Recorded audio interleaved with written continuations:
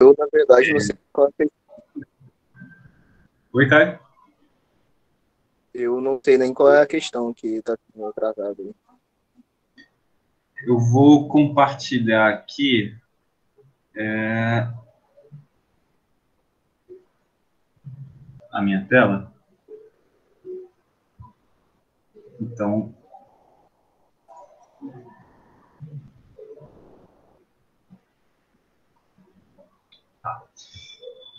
foi em algum momento nessa aula aqui, né, que aconteceu a Foi. discussão. Foi exatamente Foi aí, nesse antes dessa exercício aqui, parte. né?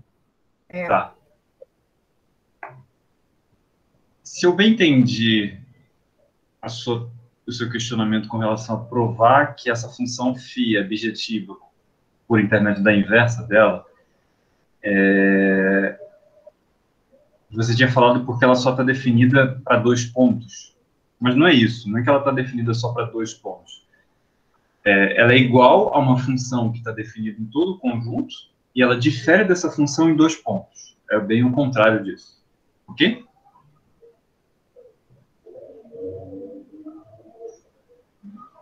Então, você tem uma função, que é a função ψ, uma função inicialmente definida. Ela leva pontos do conjunto x em pontos do conjunto y. O que você faz é, você escolhe dois pontos do conjunto x, supondo que existem pelo menos dois pontos no conjunto x, e você troca as imagens da função ψ, criando assim uma nova função, que é o que a gente chamou de φ. E a afirmação é que essa função é bijetiva. Eu acho que demonstrar que essa função é bijetiva por intermédio da inversa, agora olhando para o problema, para esse problema específico, eu acho que pode ser um pouco mais complicado e rebuscado do que provar que ela é injetiva e sobrejetiva. Essa foi a discussão da gente, porque na hora que você. Ele é fácil de dizer que ela é injetora, pois os elementos de x possuem imagem distinta em y. Ok. Tanto que Certo. φx é igual a y2 e x2 é igual a y1. Que ela é Certo. sobrejetora porque a imagem é igual a y. Ok. Mas, assim, exatamente. Minha pergunta foi: eu não tenho caminho, eu não vi caminho para a inversa. E eu acho que 2 dias pensando nessa porcaria. É porque a questão toda você vai ter que, entre aspas, calcular quem vai ser a inversa da função φ em termos da inversa da função ψ. É a inversa da inversa, é isso? Não é isso. É porque a função ψ, por hipótese, ela é objetiva, então ela tem uma inversa. Tá? Vamos chamar de g a inversa da função ψ. A inversa da função ψ está intimamente relacionada com a g. E, essencialmente, ela vai ser a mesma coisa que a inversa da ψ, né? Ou seja, a inversa da φ vai ser a mesma coisa que a g, que estou chamando de inversa da função ψ, a menos nesses pontos aqui. Os valores da inversa da φ só vão diferir da g nos pontos y1 e y2. Porque assim como se você trocou a φ em x1 e x2, a inversa da φ vai ficar trocada em y1 e y2. Então, o que você tem que fazer é adivinhar quem é essa inversa da φ em termos da inversa da ψ, definir essa função e provar que essa função é a inversa da φ.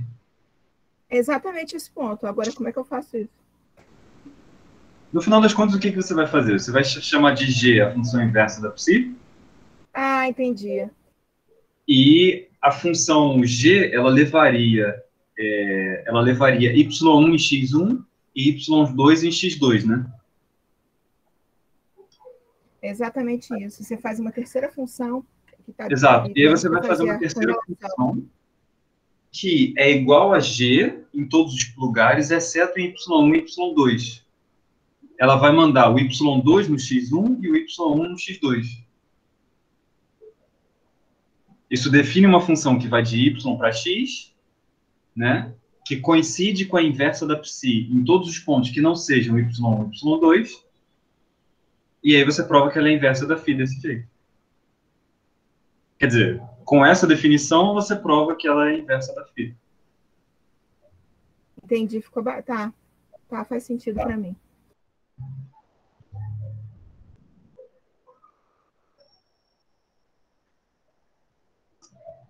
Beleza. Eu vou compartilhar a tela.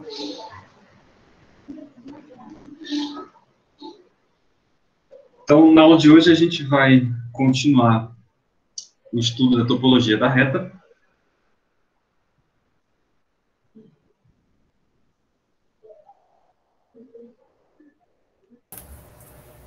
Professor, Oi, Maurício. antes de você começar, eu tenho uma dúvida. Uhum. Eu estava estudando aqui um pouco de cortes, né? E aí eu me deparei com a dúvida que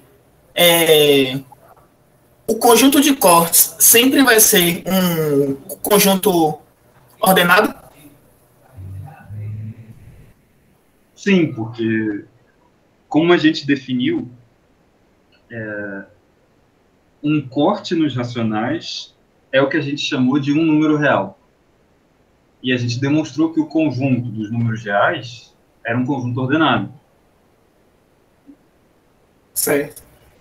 E a gente disse explicitamente quem é a relação de ordem do conjunto cujos elementos são os cortes. A relação de ordem é um corte é maior do que o outro pela relação de inclusão apenas. Então, se um corte está contido em outro, o que contém, né, é o maior corte.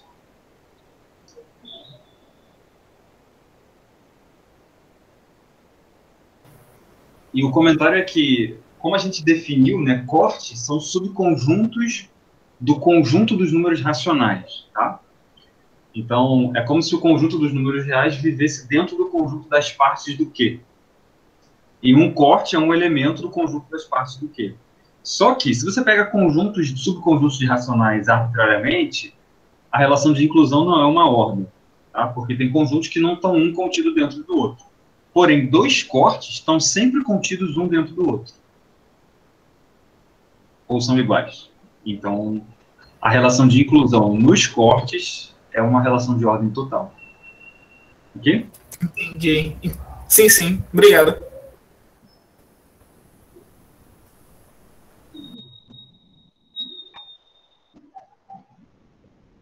Beleza. Então, hoje a gente vai completar, vai chegar no ponto onde o Guilherme, se eu não me engano, deu spoiler na aula passada. A gente vai caracterizar os subconjuntos compactos da reta. Tudo começa com o seguinte teorema. Na verdade, antes de fazer... Tá, tudo começa com esse teorema aqui.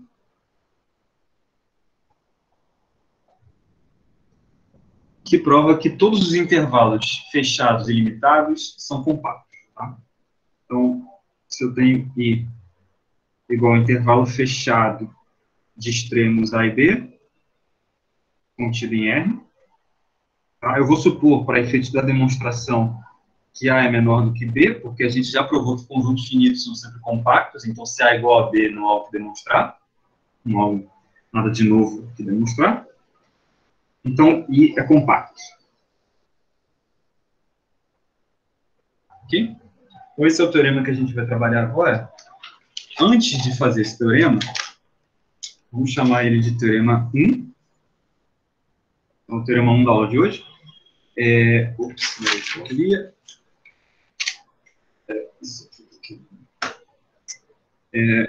antes de demonstrar esse teorema, eu vou fazer um lema. Vamos chamar de lema 1. Que diz o seguinte, dados A maior que 0, R maior que 0, existe N natural. Então, é importante convenção aqui, tá? Sempre que eu escrevo A maior que 0 e R maior que 0, a gente tem um acordo tácito aqui de que A e R são sempre números reais, tá? Toda vez que eu escrever A maior que 0, A menor que 0, temos um acordo tácito de que isso significa que A e R, ou qualquer outro símbolo que eu usar, está denotando um número real.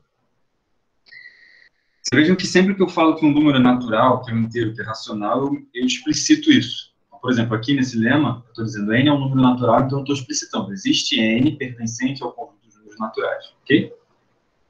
Satisfazendo o seguinte, então eu coloco o ponto e vírgula, que vocês devem ver como está o Q aqui. 2 elevado a menos N vezes A é menor do que R. Aqui, eu estou usando implicitamente o enunciado do exercício da lista de exercícios, que permite a gente definir potências de números racionais, potências cujos expoentes são números racionais e números reais em geral. Tá? E eu também vou usar na demonstração desse lema o conceito de logaritmos, que, bom, vocês já conhecem, mas a formalização dentro do conjunto dos números reais, como a gente construiu, está colocado como exercício da lista para vocês fazerem. Tá? Então, a prova desse lema é muito curta, é basicamente você dizer o seguinte: uma vez que você sabe tomar logaritmos, né, pela propriedade arquimediana,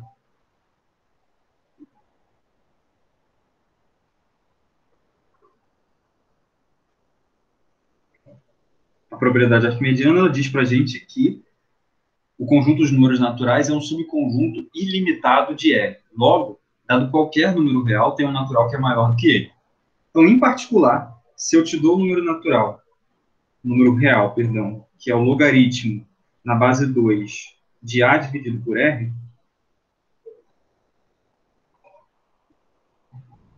existe N, né, maior do que isso. Então, deixa eu colocar aqui, existe N natural, tal que N é maior do que o logaritmo de A sobre R na base 2, tá? Só que o logaritmo de A sobre R na base 2, dizer isso aqui é a mesma coisa que dizer que 2 elevado a menos N vezes A é menor do que R, ok? Se você toma a exponencial por 2 dos dois lados, você vai ter que 2 elevado a N é maior do que A sobre R. Portanto, se você inverte, vai ficar 2 elevado a menos N é menor do que R sobre A. Portanto, se você passa a lá multiplicando, ok? Então, eu vou deixar para vocês refletirem sobre esse cálculo aí, em conforto lar.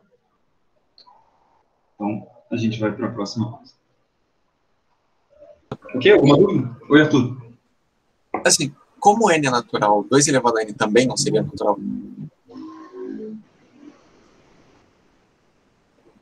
Tem uma sutileza, muito boa pergunta até. Quando eu estava preparando a aula, eu pensei em usar exatamente, foi a primeira ideia que me veio na cabeça.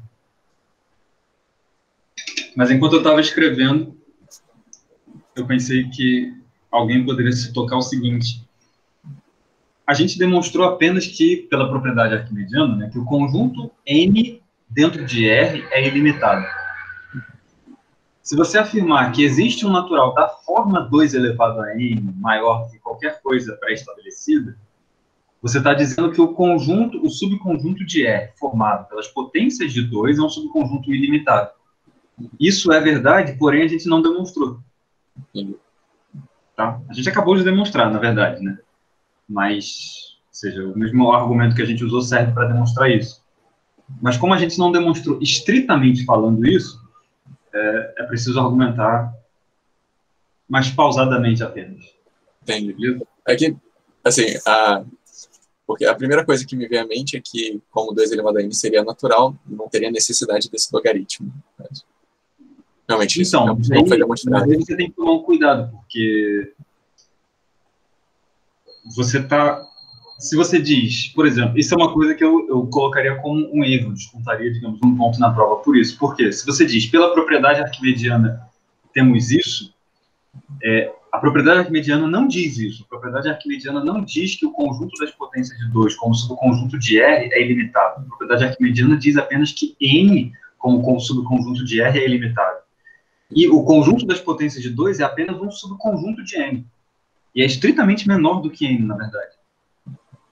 Então, a ilimitação de N não implica a ilimitação de qualquer um de seus subconjuntos. Tá? De fato, tem um exercício que você pode fazer, não é difícil, na verdade, é uma mera generalização leve do que a gente acabou de fazer, que é todo subconjunto infinito de N é ilimitado. Então, vale a propriedade arquimediana também para qualquer subconjunto infinito de N. Só que você, por exemplo, você precisaria demonstrar isso, ou pelo menos enunciar isso, e dar uma referência precisa de onde eu encontraria esse enunciado demonstrado, entendeu? Entendi.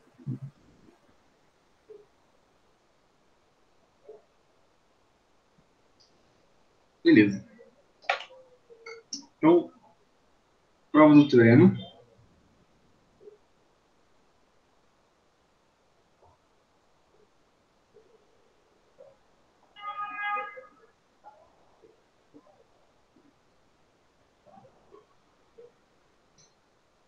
Eu não estava no dia que isso aconteceu, mas eu fui colega de um matemático que hoje é... Fui colega de graduação de um matemático que hoje é pesquisador do INPA. E assim que ele entrou na graduação, ele estava fazendo o curso de análise na reta. Não, ele fez o curso de análise na reta um ano depois, mas quando ele fez o curso de análise na reta no INPA, e a gente se encontrou depois que as aulas voltaram, depois do curso, ele veio me falar justamente desse teorema e dessa demonstração, porque quando ele fez o curso, lá em 2007, se eu não me engano, o Elon foi o professor. Eu acho que as aulas não eram gravadas ainda em 2007. E quando o Elon começou a falar no quadro essa demonstração, ele deu um nome para essa demonstração. O nome que ele deu, que é bem típico do jeito um pouco poético do Elon de escrever, é Como Caçar um Leão no Deserto. Tá? Então, vocês devem ler essa demonstração pensando em como caçar um leão no deserto. E se você pensar na ideia da demonstração, faz total sentido. Tá? A gente vai supor, por contradição, que o conjunto I não é compacto. Tá? Então, se ele não é compacto, é porque existe uma cobertura aberta dele que não admite subcobertura finita. Okay? Então, suponha que existe G-alfa, com alfa variando no conjunto de índices A, uma cobertura do intervalo I, que não admite subcobertura finita. Tá?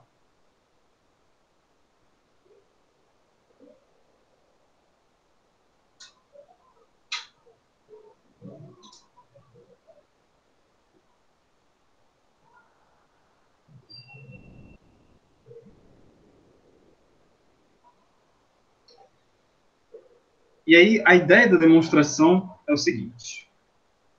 Você começa aqui definindo... Esse é o intervalo I. Tá? Vamos dizer que aqui está o pontinho A, aqui está o pontinho B.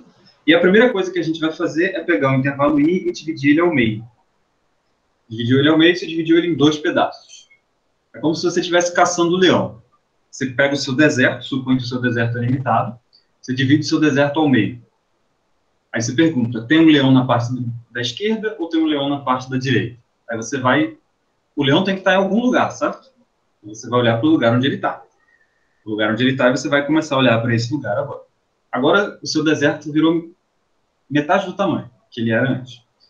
Aí você vai olhar para metade do deserto e vai pensar isso como se fosse um novo deserto inteiro. Você vai se perguntar, divide o meu deserto ao meio, onde está o leão?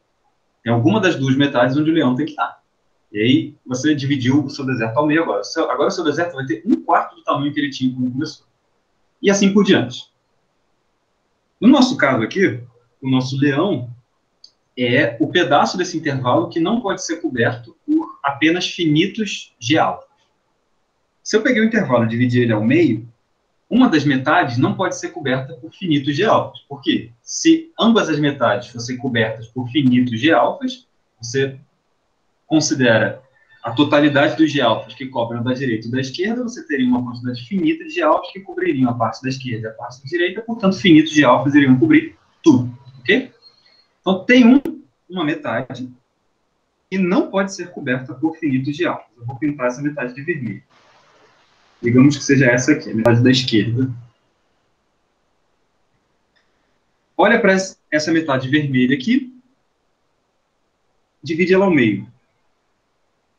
Tem uma metade dela que não pode ser coberta, tá? Como o intervalo vermelho agora, ele não pode ser coberto por apenas finitos intervalos da cobertura, tem uma dessas 2 metades de vermelho aqui que não pode ser coberta. Suponha que seja da direita agora. Vamos pintá-la de azul.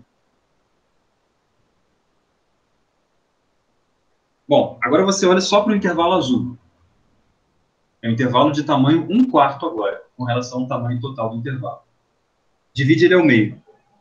Olha as 2 metades do intervalo azul. Tem uma delas que não pode ser coberta por apenas finitos intervalos, porque o intervalo azul não pode ser coberto por infinitos intervalos. Tá? Escolhe essa metade. Suponha que ainda seja da direita. Então, ela de verde. Olha o intervalo verde. tem uma metade dele que não pode ser coberta. Pinta ele de lilás agora. Aí eu vou dar o zoom, e eu vou pintar a metade que não pode ser coberta de amarelo agora. E assim por diante. Ok? Formalmente, o que a gente consegue? Né? Existe uma sequência de intervalos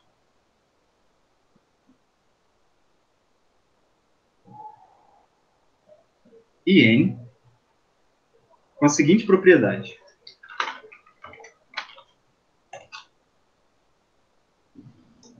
Primeira propriedade é que, se você olhar como na figura, né, os intervalos coloridos, eles vão se encaixando um dentro do outro, certo?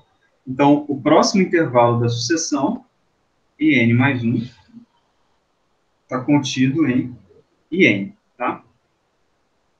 Eu vou adicionar aqui o adjetivo, são intervalos fechados, tá?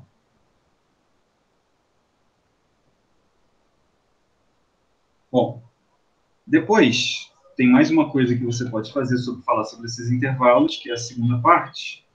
O comprimento do intervalo IN, tá, é igual a 2 elevado a menos n vezes o comprimento do intervalo inicial.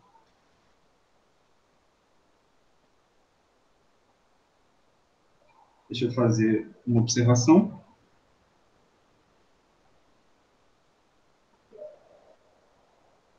Se eu tenho um intervalo j igual a xy, tá? O comprimento de j, que eu denoto por c de j, é a diferença y menos x, ok? Não sei se eu já tinha apresentado essa definição, essa terminologia antes, mas é isso que eu quero dizer por comprimento do intervalo, tá? Terceira propriedade que a sequência de intervalos IN tem é o seguinte. Para todo n, o intervalo IN não pode ser coberto por uma quantidade finita de intervalos, tá? Então, vou escrever isso da seguinte maneira. Não existe J contido em A, um conjunto de índices, né, da minha cobertura, finito, tal que IN esteja contido na união dos GJs, com J variando em J. Ok? Essa terceira propriedade, ela é um jeito de escrever o fato de que os intervalos INs, eles são construídos de tal maneira que nenhum deles possa ser coberto por uma quantidade finita de abertos da cobertura. Alguma pergunta com relação à construção dos intervalos INs?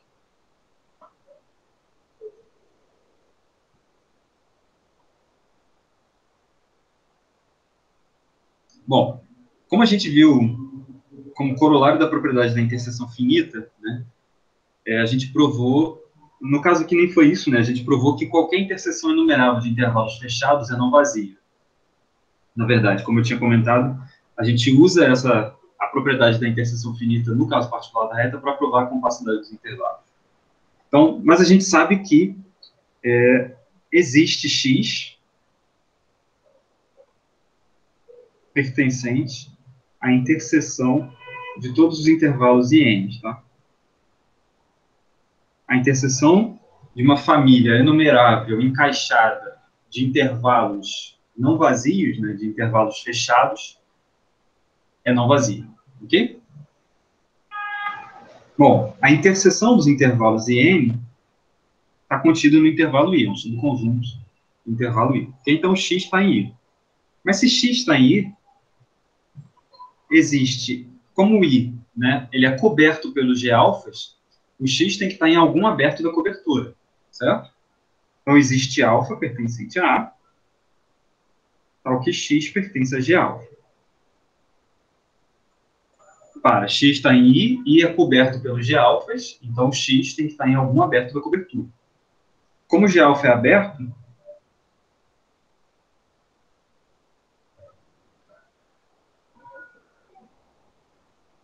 existe R maior do que zero, Só que se você olhar o intervalo x menos r, x mais r, isso está contido em G-alfa, certo? Bom, agora toma n natural tal que 2 elevado a menos n vezes o comprimento de I é menor do que R. A existência desse n é garantida pelo lema 1. Tá? Bom, nesse caso eu acho até interessante fazer um desenho aqui. Você tem aqui o intervalo I, você tem um ponto X, tá aqui, eu vou dar um zoom. Você tem um intervalo x menos r, x mais r. E você tem um intervalo IN, só que como x está na interseção dos INs, ele está em algum intervalo IN, certo? Então o intervalo IN está aqui em algum lugar. Só que qual o problema disso? Bom, o problema disso é que o comprimento desse intervalo é 2 elevado a menos n vezes c de I, pela propriedade 2 da construção da família dos intervalos IN. O comprimento desse intervalo é menor do que R. Logo, como x pertence a IN, e como o comprimento desse intervalo é menor do que R, você tem que o intervalo IN está contido em x menos r, x mais r. Isso, por sua vez, está contido em G-alfa, certo?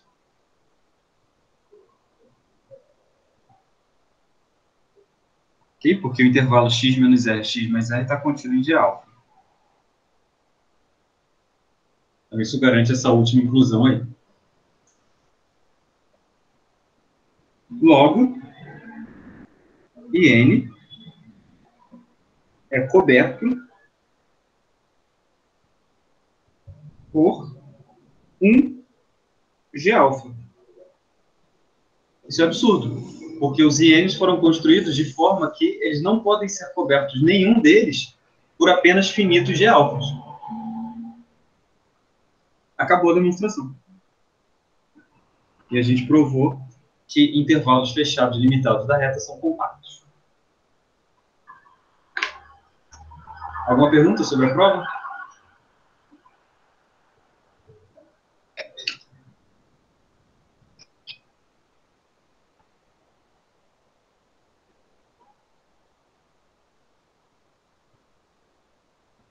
Beleza.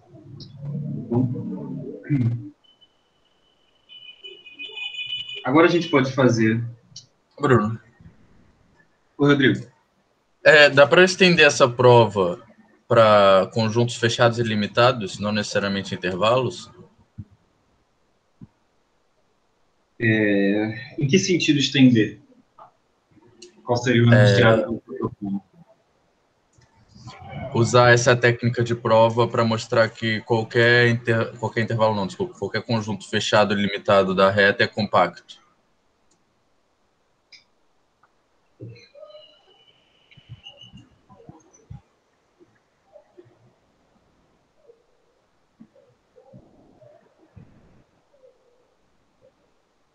O problema com essa prova é o seguinte. Você usa crucialmente o fato do conjunto I ser um intervalo quando você constrói os conjuntos INs. Uhum. Porque pelo fato do I ser um intervalo, é muito fácil dizer o que é a metade do I, o que é a metade do intervalo, você sabe dizer isso. Mas o que é a metade de um conjunto fechado? Uhum. Eu não sei. A verdadeira resposta à sua pergunta é eu não sei. O que eu estou dizendo é, essa é a dificuldade que eu vejo para implementar essa técnica do jeito que você está pensando.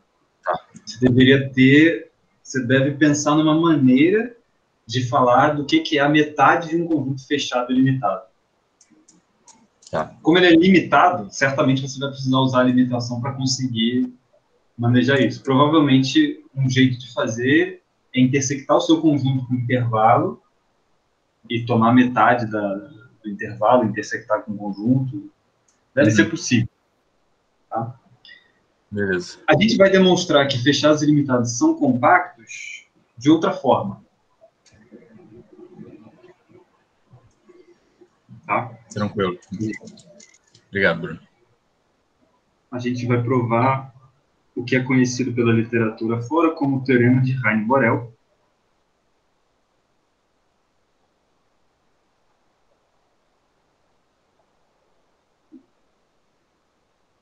Um comentário leve e breve sobre a história da matemática é que vocês devem tomar muito cuidado com teoremas e conjecturas que levam o nome de pessoas, porque quase sempre não foram essas pessoas que provaram o enunciado.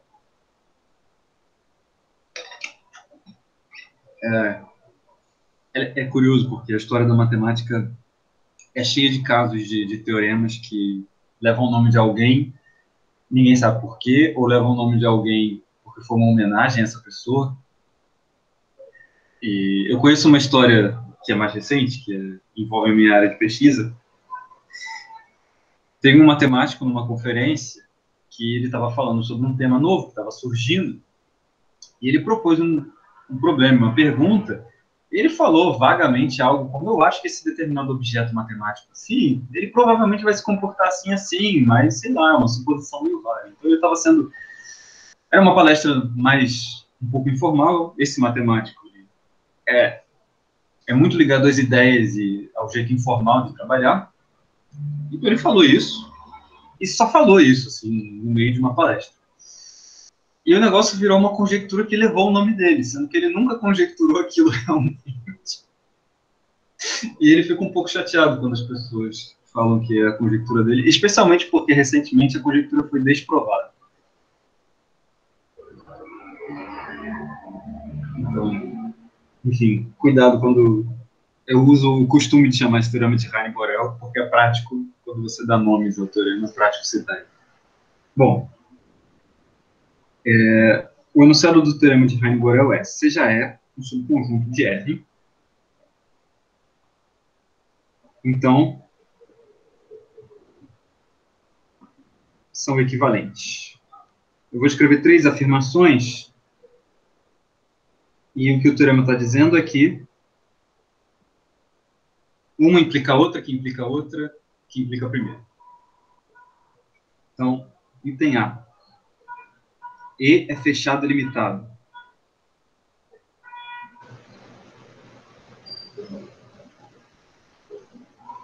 Item B. E é compacto. Então, em particular, esse teorema é o teorema que diz que um conjunto é fechado e limitado sem somente ser compacto.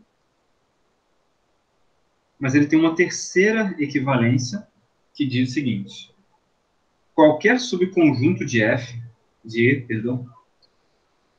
qualquer subconjunto de E que seja infinito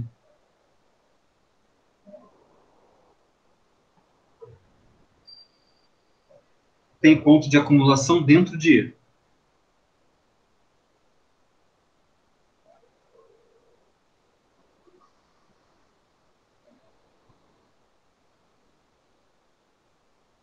Bom, se as 3 coisas são equivalentes, tá?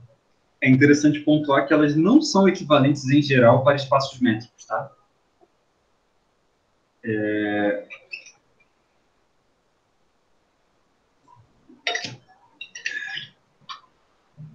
Na verdade, a equivalência entre B e C é verdade em espaços métricos, mas a equivalência entre A e B não é verdade em geral em espaços métricos. Eu cheguei a comentar que, acho que alguém perguntou isso, e eu fiz esse comentário, que para você achar um contra-exemplo para a equivalência entre A e B, em geral dentro de espaços métricos, é você achar um espaço métrico no qual a equivalência de A para B não vale, né? Essencialmente é um fenômeno de dimensão infinita. Bruno. Rodrigo. Mas vale ou a ida ou a volta? Ou nenhum dos dois vale? Entre o A e o B? Se você tem um subconjunto compacto de um espaço métrico, ele é fechado, como a gente já viu, e você pode provar que ele é limitado também. Tá. No sentido de que ele tem que estar contido dentro de uma bola. Tá? E o fato dele ser limitado é porque você pode demonstrar que qualquer conjunto compacto num espaço métrico ele tem diâmetro finito. O que é o diâmetro de um conjunto? Você pega quaisquer dois pontos do seu conjunto, mede a distância entre eles. Toma o supremo de todos esses números. Tá? Esse supremo é o que a gente chama do diâmetro de um conjunto. Todo compacto tem diâmetro finito. Você pode provar isso, porque se tiver diâmetro infinito, você cria uma cobertura enumerável que não tem subcobertura finita. Uhum. E aí, como ele tem diâmetro finito, você pode colocar uma bola. Só você pegar um ponto qualquer do seu compacto e tomar como raio o dobro do diâmetro do seu compacto, essa bola vai ter que encovar o seu compacto. Tá? Beleza. Bom, vamos fazer a demonstração.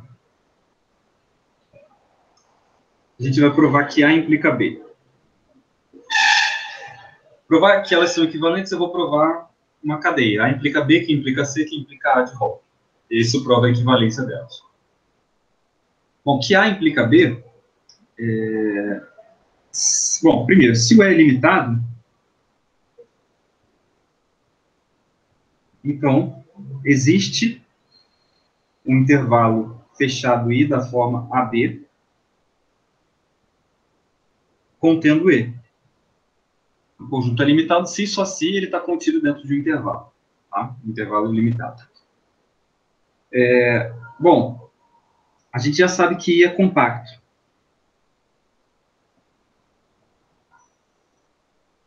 Por hipótese, o E é fechado.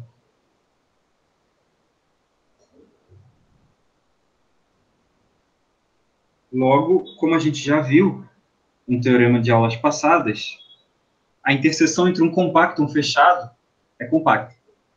Então, E interseção I, só que E interseção I é igual a E, porque E está contido em I. Então, beleza. Bom, provar que B implica C. Isso já está feito, isso é um teorema geral de espaços métricos, né? Essa implicação funciona, vale em geral em espaços métricos.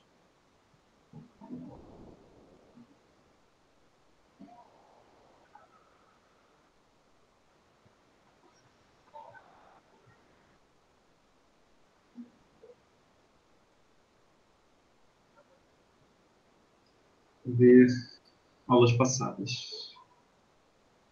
Bom, eu nem tenho a disciplina suficiente para ter numerado todos os teoremas de todas as aulas, nem tenho memória suficiente para poder dizer qual foi o número do teorema das aulas passadas que tinha isso, mas é um teorema das aulas passadas. Essa implicação está feita. Então, só resta provar que C implica A.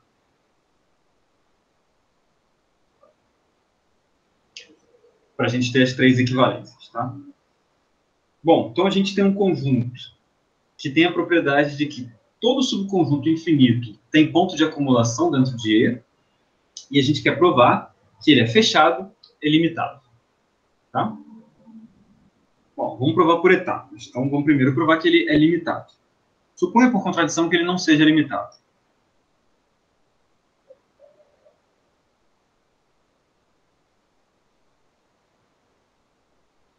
Se ele não é limitado, então, para todo N natural, existe Xn pertencente a E, tal que o valor absoluto de Xn é maior do que N.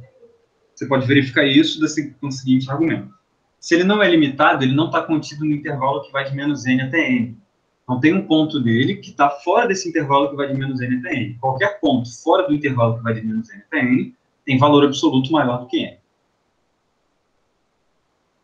Bom, defino o conjunto F como sendo conjunto dos números xn com n natural.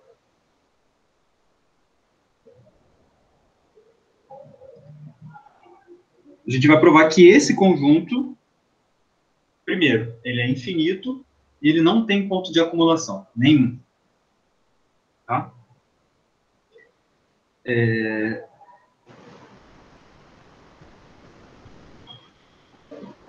Ok. Primeiro,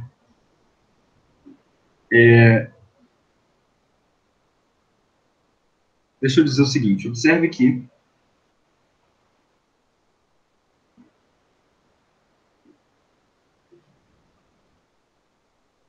o conjunto F é infinito. Esse é um argumento que a gente já fez várias vezes aqui. Se ele fosse finito, tá, teria um maior elemento. Todo subconjunto finito de R tem um maior elemento. Pela propriedade arquimediana, teria um número natural maior do que esse maior elemento. Tá? Porém, por exemplo, chama esse número natural de K. Né? Tem um xk em F, por construção, que é maior do que K. Absurdo, porque K seria maior do que todos os elementos de F. Tá? Então, esse argumento a gente já fez algumas vezes. Então, resta provar o seguinte, que ele não tem ponto de acumulação. Então, na verdade, vamos fazer o seguinte. Por hipótese, F' diferente de vazio seja y pertencente a F'. Seja y um ponto de acumulação do conjunto F. Tá? A gente já viu o seguinte, quando você tem um ponto de acumulação de um conjunto num espaço métrico, dada qualquer vizinhança desse ponto, essa vizinhança sempre contém infinitos pontos do seu conjunto. Então, por exemplo, se eu considerar essa vizinhança aqui, que é o intervalo que vai de y menos 1 até y mais 1, tá? Essa vizinhança tem que conter infinitos pontos de F. Seja o intervalo y menos 1, y mais 1, interseção F, é infinito.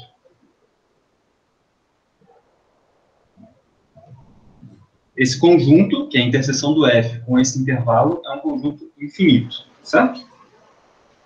Bom, seja M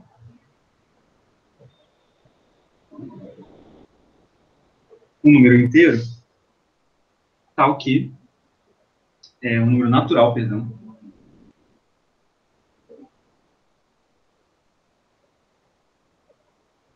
tal que o valor absoluto de y mais 1 é menor do que m. Ok?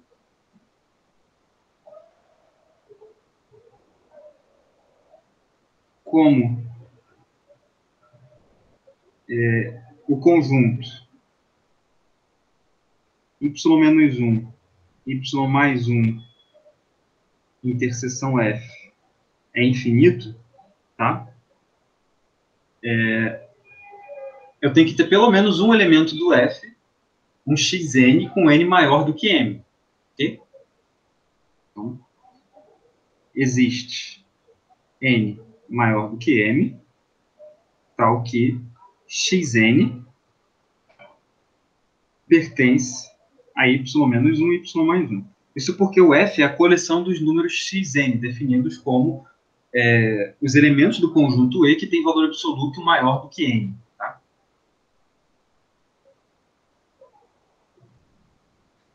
Certo? Mas isso implica o seguinte, se o xn está nesse intervalo aqui, eu posso dizer a seguinte coisa.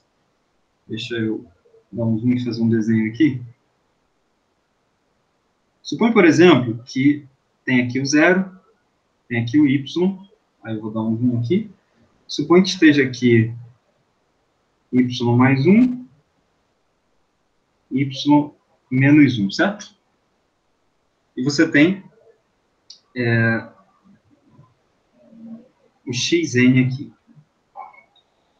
Se o xn pertence a esse intervalo, o que você pode falar sobre o valor absoluto dele?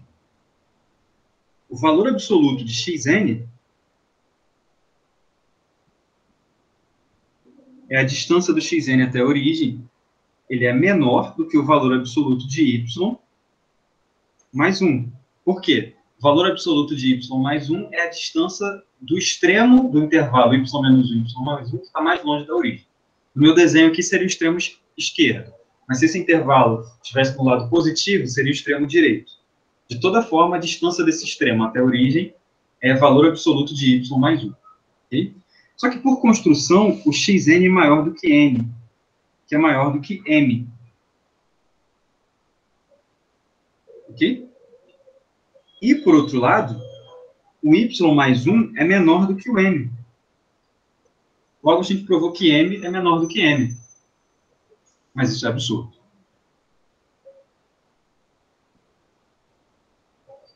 Ok? Tudo bem com a ideia da demonstração e a execução?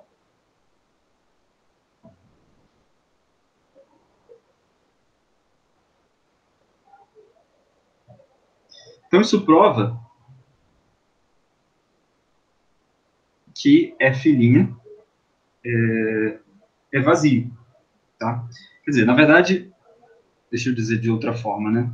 Deixa eu recapitular a estrutura lógica do que a gente está fazendo.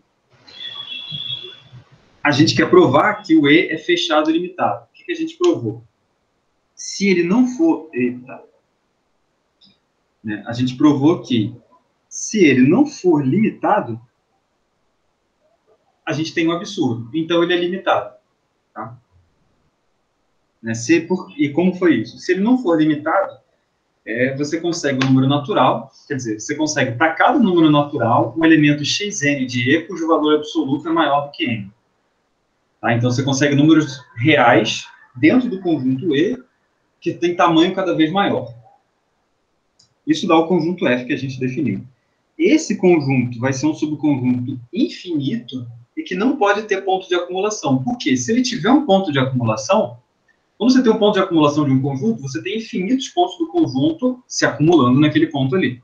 Então, deveriam haver infinitos xn aqui dentro. Então, você deveriam ter infinitos pontos do seu conjunto aqui dentro.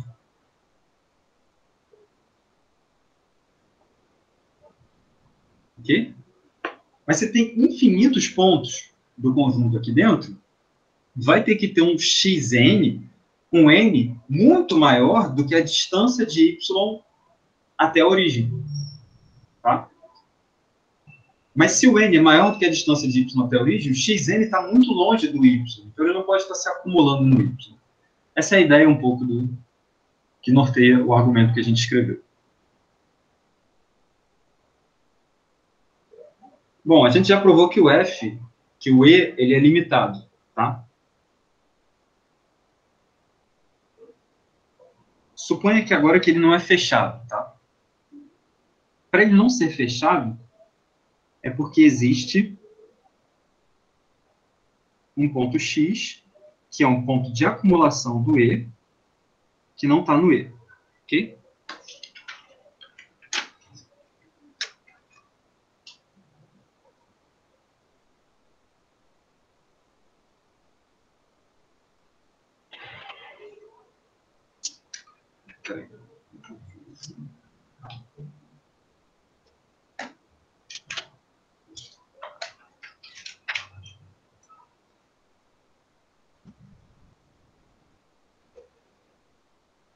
Bom, agora a gente vai usar um lema da aula passada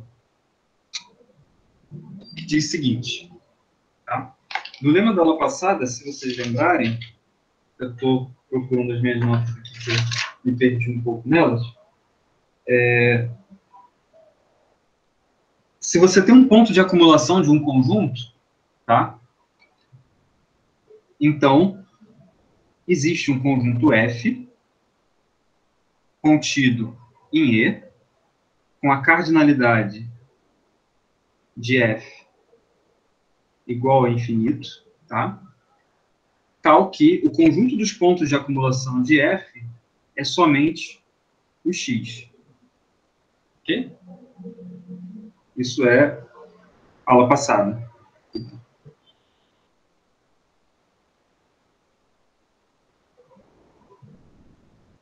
Bom, não lembro. Foi um lema da aula passada, mas eu não lembro qual o número dele. Tá? Bom, mas esse lema que a gente provou na aula passada, ele permite a gente obter uma contradição. Por quê? Como o x, perceba, ele está fora do E, isso implica que F' interseção E é igual a vazio. Logo, isso viola a hipótese que a gente está supondo, que todo subconjunto infinito de E tem ponto de acumulação dentro do E. Tá? Então, eu vou colocar aqui isso de um absurdo, e aí completa a demonstração. Beleza? Alguma pergunta, um comentário?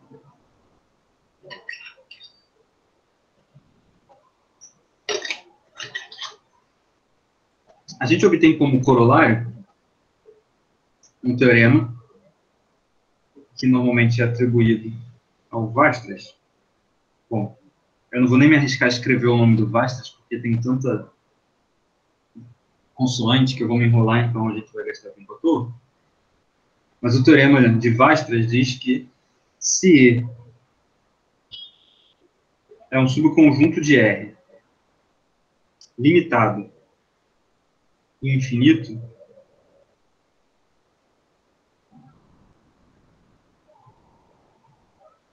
então ele tem um ponto de acumulação. Todo subconjunto limitado e infinito tem ponto de acumulação. Esse é o teorema de Weierstrass. Tá? Isso é um corolário do que a gente acabou de ver, porque a gente viu que todo conjunto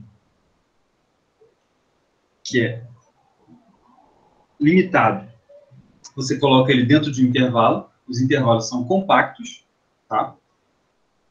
E, portanto, e a gente acabou de provar que dentro de todo compacto, né, todo subconjunto infinito tem um ponto de acumulação. Tá? Então, essa é a prova do teorema de Weierstrass. Se você tem um conjunto que é limitado e infinito, por ele ser limitado, você consegue colocar ele dentro de um intervalo limitado, que a gente provou já na aula de hoje, em outro teorema, antes do teorema de Heine-Borel. É um conjunto compacto. Pelo teorema de Heine-Borel, dentro de todo conjunto compacto, qualquer subconjunto infinito tem um ponto de acumulação. E isso prova que o conjunto dos pontos de acumulação é diferente de vazio. Ok? Bom, agora a gente vai fazer o teorema que eu estava mais ansioso para fazer nessa aula.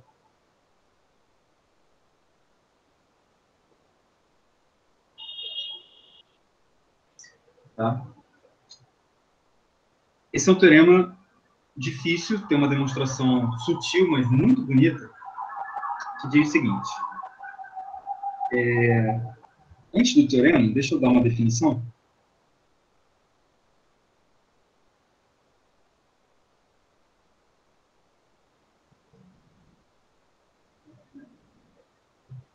Eu digo que um subconjunto de R é perfeito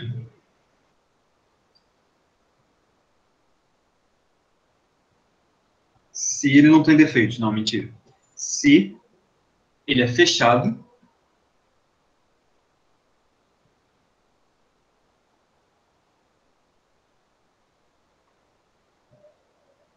e P' é igual a E. E todo ponto é ponto de acumulação. Tá? Perdão, se ele é compacto e todo ponto é ponto de acumulação.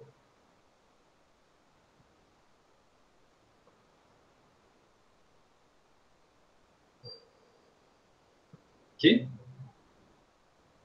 Bom, em particular, nenhum conjunto finito é perfeito, porque para todo conjunto finito, o conjunto dos pontos de acumulação é vazio. Tá?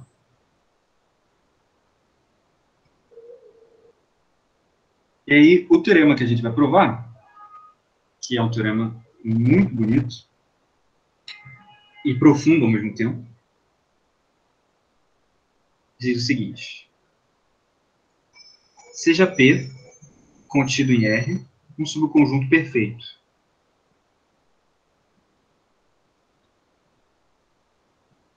Então, P é não enumerável.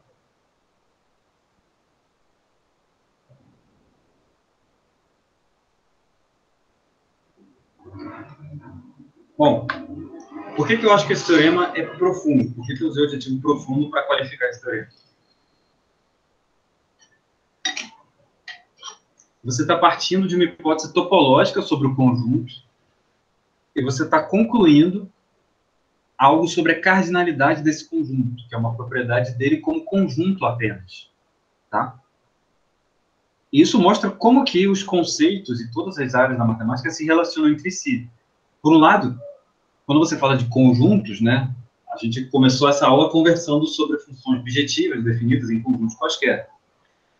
Isso tem ampla generalidade, mas ao mesmo tempo parece um fim em si mesmo. Só que, na verdade, não. Todos os conceitos da teoria de conjuntos, cardinalidade é um deles, eles têm relações com os conceitos topológicos, os conceitos geométricos e assim por diante.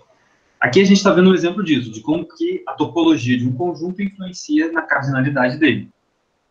E o que a gente está dizendo é que, para um conjunto ser constituído exclusivamente de pontos de acumulação, tá?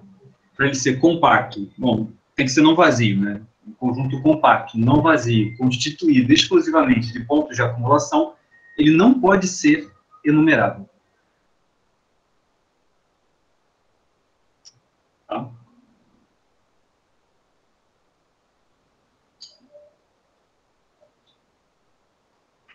Em geral, todas as demonstrações de não enumerabilidade, elas são feitas por redução absurda. Supondo que o seu conjunto, você supõe que o seu conjunto é numerável e tenta chegar numa contradição. Tá? Então, o que a gente vai fazer, suponha que o P seja enumerável. Se o P é enumerável, eu posso listar todos os elementos dele.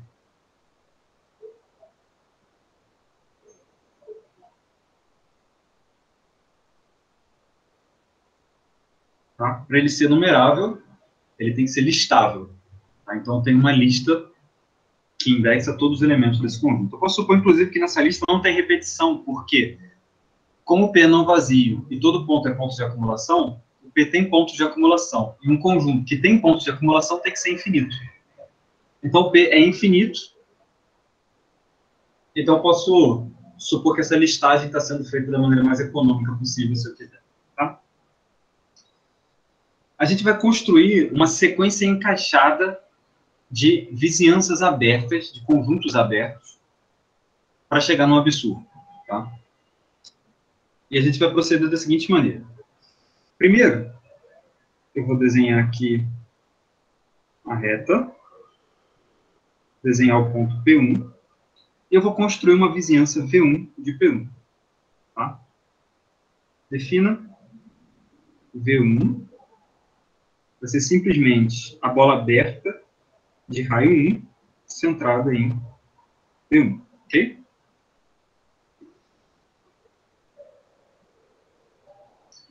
Bom, eu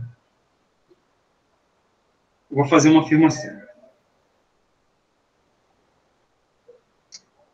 A gente vai construir uma vizinhança V2, existe um intervalo V2. Bruno. Oi, Rodrigo. Desculpa, eu não entendi o que é P1. Ah, X1. Perdão. Ah, beleza.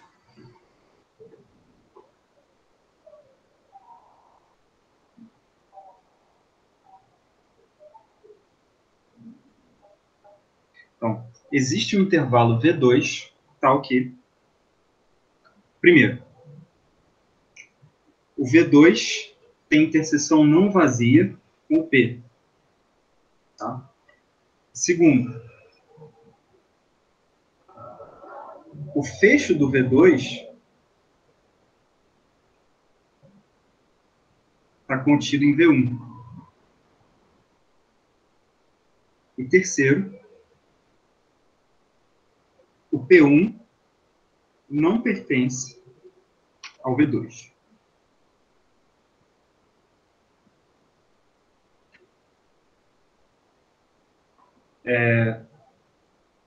Essa construção ela é muito simples. É basicamente o seguinte. Como P é um conjunto perfeito, né, todo ponto é ponto de acumulação. X1 é um ponto de P, então é ponto de acumulação de P. Se ele é ponto de acumulação de P, tem que ter um ponto de P, que eu vou marcar em vermelho aqui, que é diferente do X1. Então tem que ter um ponto no V1 diferente do X1. Então, por exemplo, tem que ter esse pontinho aqui. Eu vou chamar esse ponto de P. Ok? Bom, como o P está dentro do V1 e o V1 é um intervalo aberto, existe um intervalo ao redor de P contido em V1. Se você escolhe bem o raio desse intervalo, o X1 não está nesse intervalo vermelho. Então você constrói assim um intervalo vermelho ao redor de um ponto do conjunto P que não contém o X1. Esse intervalo é o que a gente está chamando de V2, tá?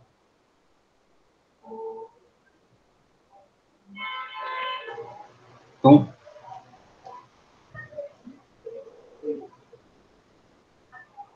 né? De novo, né? X1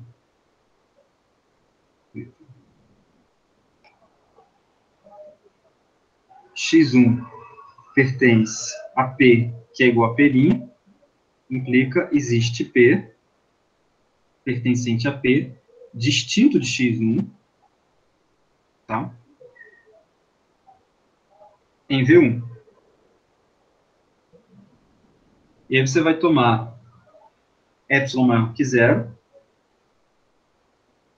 escolhe um número epsilon positivo, tal que o intervalo aberto de raio epsilon ao redor de P esteja contido dentro de V1. Ele existe porque V1 é aberto.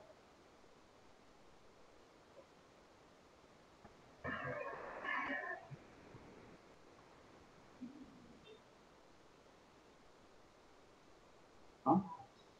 E você vai escolher o epsilon tal que o epsilon esteja menor do que a distância de P até P1. Com esses dois requisitos, você garante esses requisitos por quê? Como P é diferente, eu estou chamando de P1, na verdade, sempre que aparecer P1, vocês podem já ler de cara que é X1, tá? Se eu esquecer, mais uma vez. Como P é diferente do X1, a distância de P até X1 é positiva. Pela densidade dos racionais, existe um número real entre 0 e um número real, distância de P até X1. É isso que eu estou chamando de epsilon, por exemplo. Tá?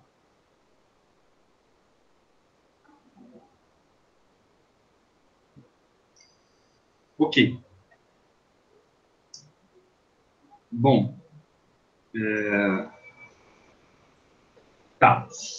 Tudo bem? Alguma pergunta? Então, isso constrói aquele intervalo vermelho que a gente fez ali. Tá? Aí eu vou prosseguir essa construção, eu vou construir um intervalo dentro daquele intervalo vermelho menor ainda. Então, eu vou afirmar o seguinte. Existe um intervalo V3, tal que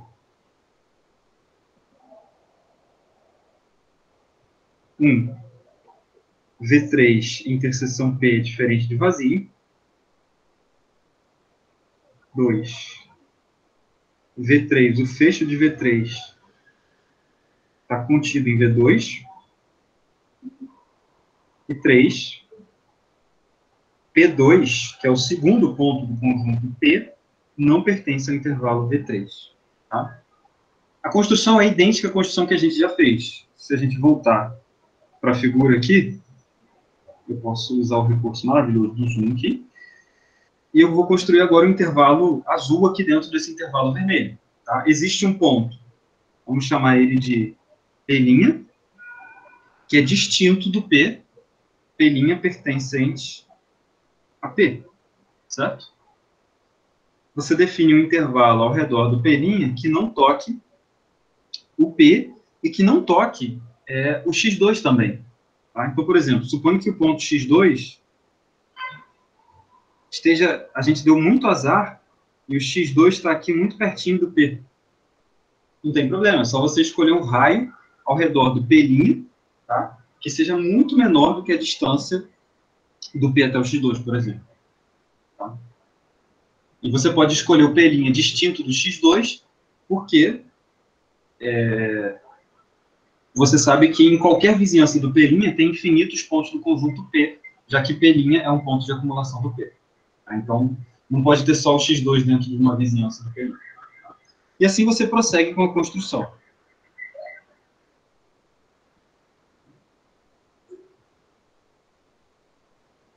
Então, prosseguindo indutivamente.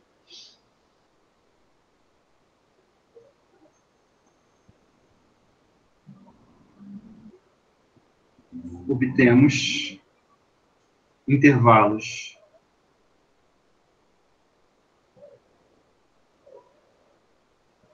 todos limitados, tá?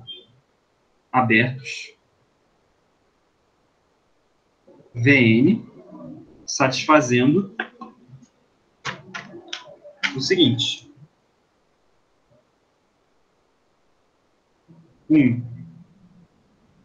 Vn interseção P é diferente de vazio. 2. O fecho do Vn está contido. O próximo intervalo ele é menor do que o intervalo atual. Então, o fecho do Vn tem que estar contido no intervalo Vn menos 1. E 3. O ponto Pn menos 1. O próximo intervalo, você sempre constrói ele não contendo o ponto Xn. Tá?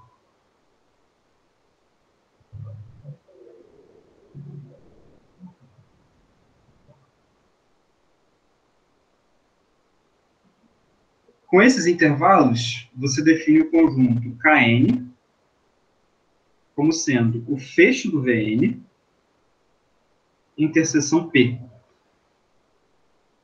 Ok?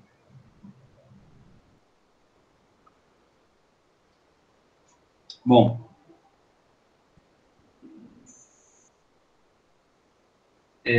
Como Vn, observa o seguinte. O Kn é compacto. Por quê? Vn, fecho, é fechado limitado, logo é compacto.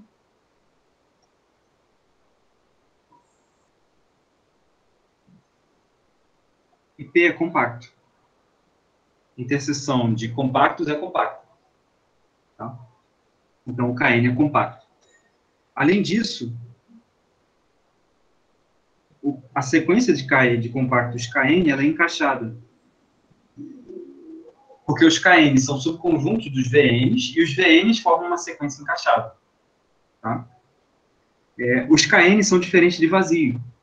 Todos os Kn são não vazios, porque os Vns são construídos com interseção não vazia com P para todo N.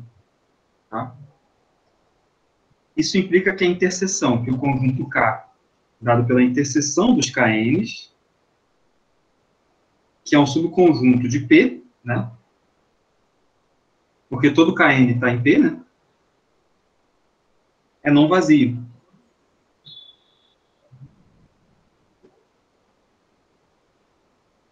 Ok? Seja X pertencente a K.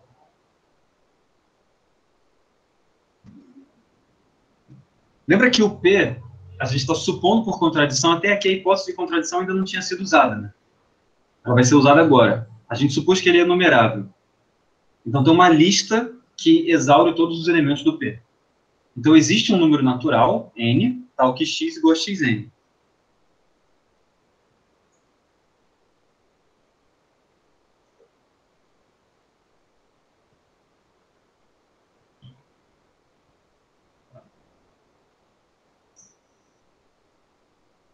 Mas, se x é xn,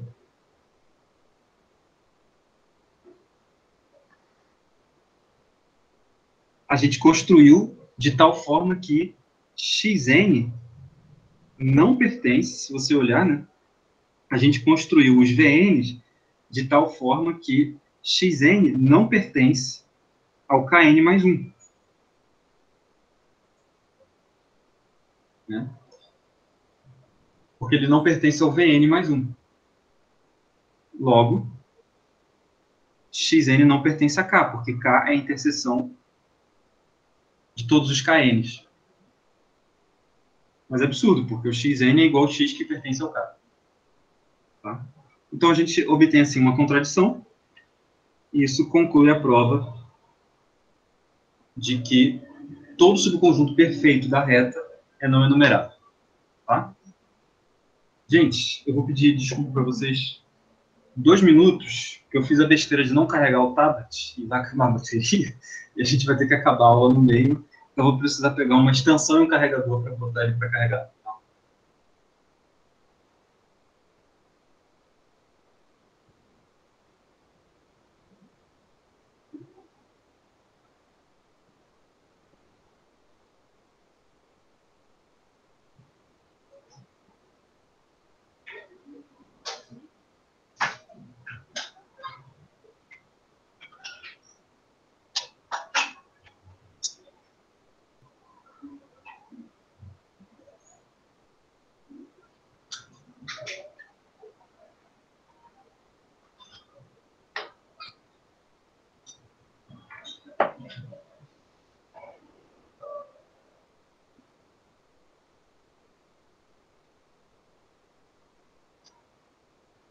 Deixa eu só ter certeza que está carregando.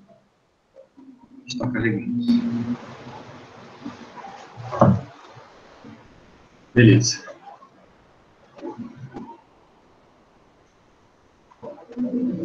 Alguém tem alguma pergunta aí sobre qualquer coisa?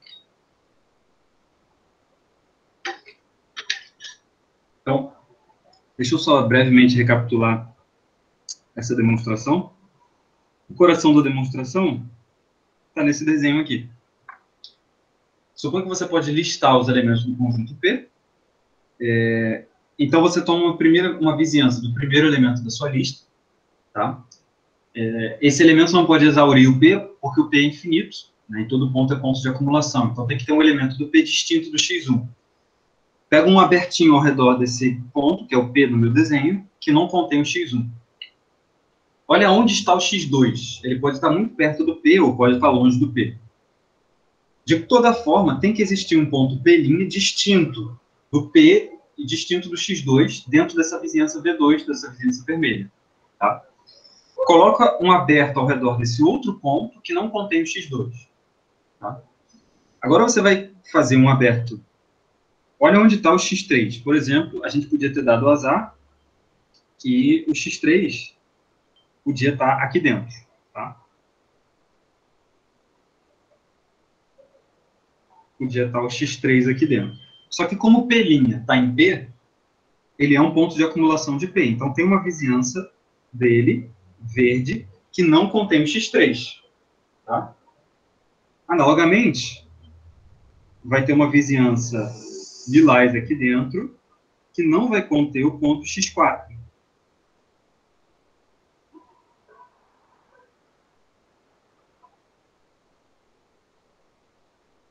Ok?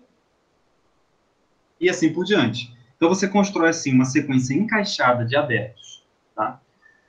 Bom, deixa eu voltar o zoom aqui. Olha para nessa sequência encaixada de abertos, olha para a interseção do fecho desses abertos com o P. Isso dá uma sequência encaixada de compactos, tá? Decrescente, todos não vazios, porque os abertos foram construídos com interseção não vazia com P, então seu fecho da interseção não vazia com P.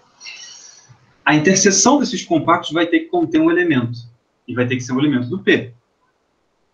Porém, todos os elementos do P estão listados e todos os elementos do P estão fora de algum desses abertos. Então, nenhum elemento do P pode estar nenhum elemento do P pode estar em todos os abertos que você construiu assim. Tá? Então, é um argumento bastante engenhoso. Dê uma olhada depois com calma em casa para repassar ele e entender todas as sutilezas desse argumento. Bom, agora, como corolário disso, né, eu não vou nem anunciar, vou só falar.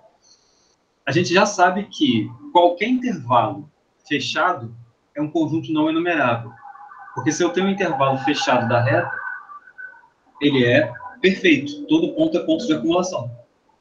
Em particular, o conjunto dos números reais é não enumerável. Tá?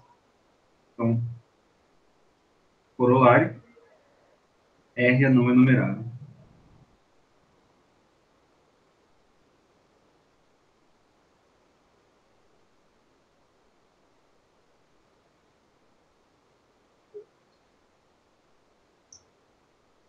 Deixa eu dar uma definição.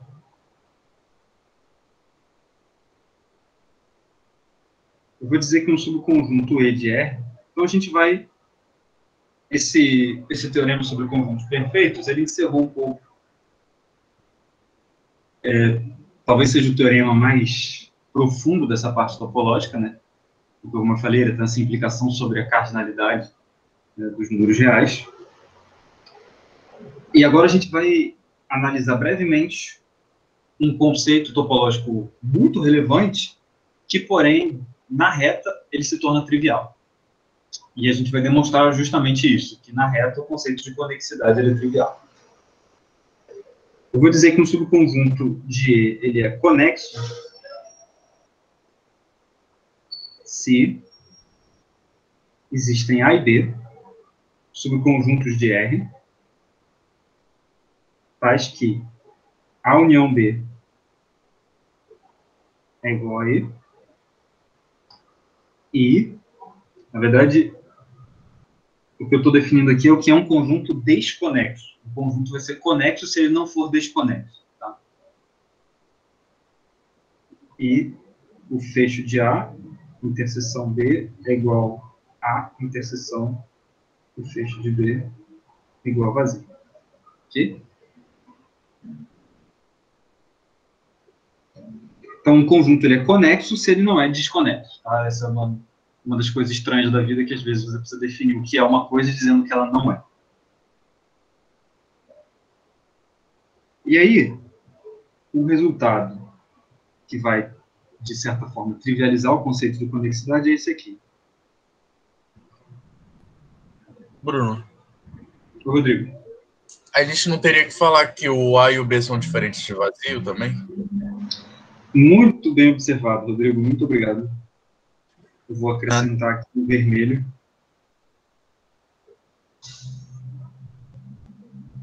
Eu confesso que eu estou levemente distraído porque o carregador do tablet está fazendo um barulho. Eu estou com medo de alguma coisa pegar fogo aqui. Porque se vocês olharem, o fio está meio puído. Não sei se vai dar para ver no vídeo. O fio está completamente puído aqui. Isso é muito velho, tem uns 7 anos já está. E, enfim, ele está fazendo um chiado esquisito que está me desconcentrando. Bom, torcendo para que não tenha fogo em nada, o teorema que a gente vai ver é um subconjunto da reta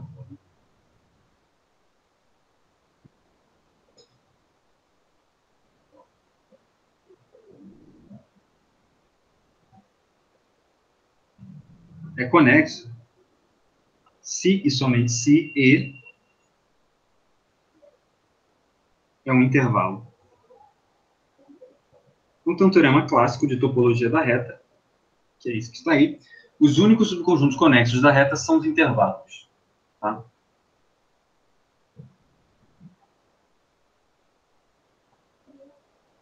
E é mais um resultado no qual a propriedade do supremo intervém. Tá?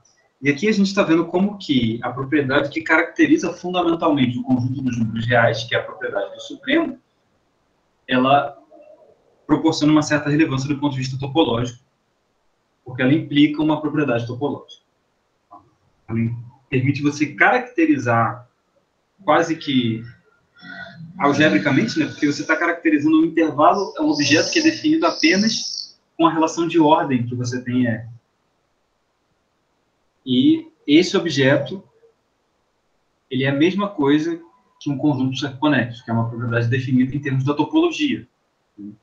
Quando você define uma propriedade em termos do fecho, você está falando da topologia do conjunto. Bom, Todas as demonstrações envolvendo conexidade, elas são feitas via contrapositiva. Tá? Então, dizer que um conjunto é conexo se e somente se ele é um intervalo é a mesma coisa que dizer que um conjunto é desconexo se e somente se ele não é um intervalo. Então, é essa a implicação que a gente vai provar.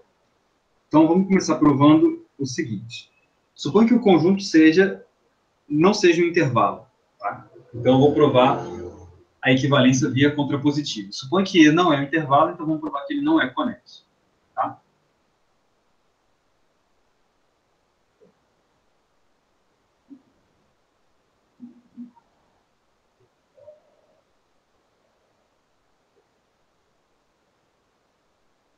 Intervalo, então. Um conjunto, para ele não ser um intervalo, é porque tem dois pontos lá dentro, tal que o segmento de reta que liga esses dois pontos não está inteiramente contido no conjunto.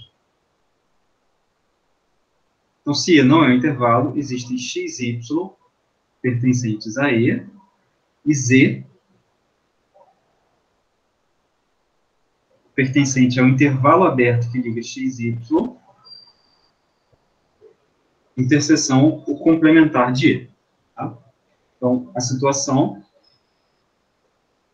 é como se a gente tivesse aqui x, y, mas o z está aqui no meio do caminho e não está no conjunto E. Tá?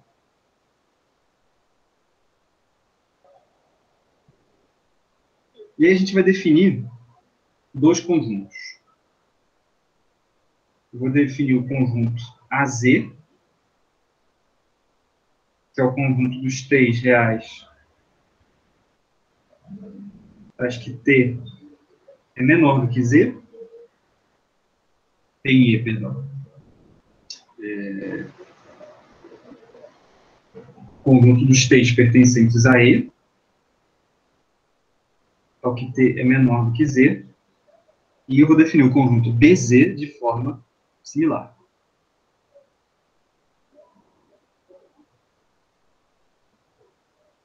Conjunto dos T's em E faz que T é maior do que Z.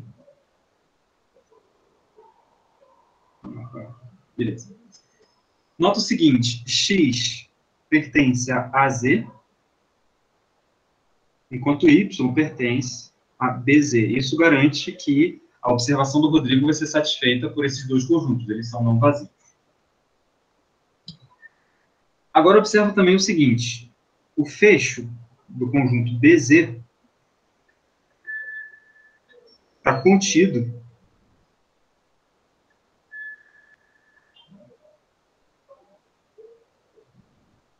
no intervalo fechado que vai de Z até mais infinito. Por quê? O conjunto do BZ, conjunto BZ, são os elementos, os números reais que estão no E, mas que são maiores do que o Z.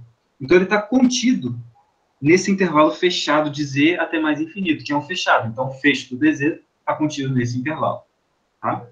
Analogamente, você pode dizer que o fecho do conjunto AZ está contido no intervalo que vai de menos infinito até Z fechado. Tá? Logo, você pode dizer o seguinte, que AZ, interseção fecho do BZ, está contido na interseção entre o intervalo, o conjunto AZ, ele está contido no intervalo que vai de menos infinito até a Z aberto em Z, e o fecho do BZ está contido no intervalo que vai de Z até mais infinito fechado em Z, e essa interseção é vazia. Similarmente, a gente provou que AZ, então, o fecho do AZ, interseção BZ, é vazio, similarmente. Ok? Logo, repara, o E, ele é a união do AZ com o BZ. Porque se você tem um elemento de E, ele não é igual a Z, porque Z não está em E. Então, ele ou é maior do que Z, ou ele é menor do que Z. Se ele é maior do que Z, ele está no B. Se ele é menor do que Z, ele está no A. Então, você escreveu o E como uma união de dois conjuntos, tal que o fecho de um não intersecta o outro e vice-versa. E esses conjuntos são não vazios. Tá? Então, a volta. Suponha que o E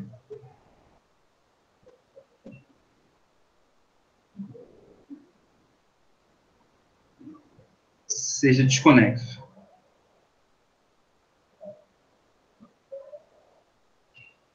Isso implica que o E se escreve como união de A e B, fecho de A, interseção B, igual ao fecho de B, igual a interseção fecho de B, igual a vazio, e existem, né, elementos X em A e Y em B. Okay?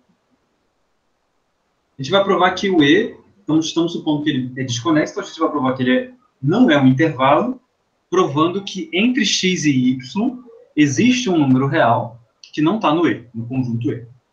Tá?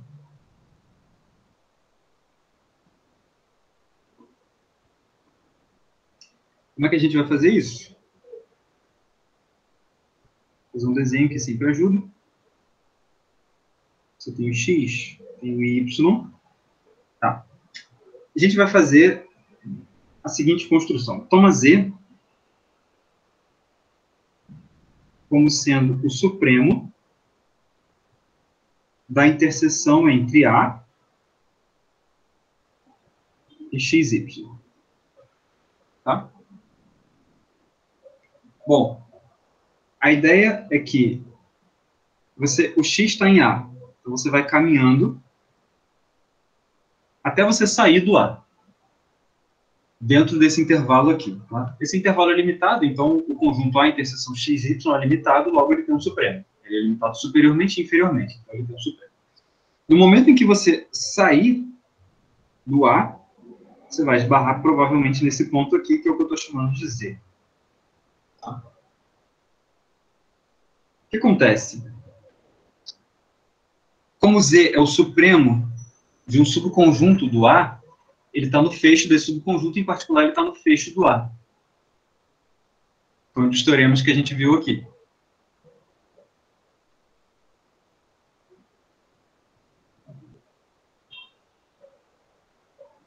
Mas se ele está no fecho do A, ele não está no B. Se o Z não pertencer a A, acabou, né? Porque aí o Z não vai pertencer ao E. Tá? Se o Z não pertence a A, então existe um ponto, que é o próprio Z, que está entre x e y e que não pertence ao E. E aí acabou a demonstração. O outro caso a ser considerado é se o Z estiver em A. Se o Z está em A, então, se ele está em A, ele não pode estar no fecho de B.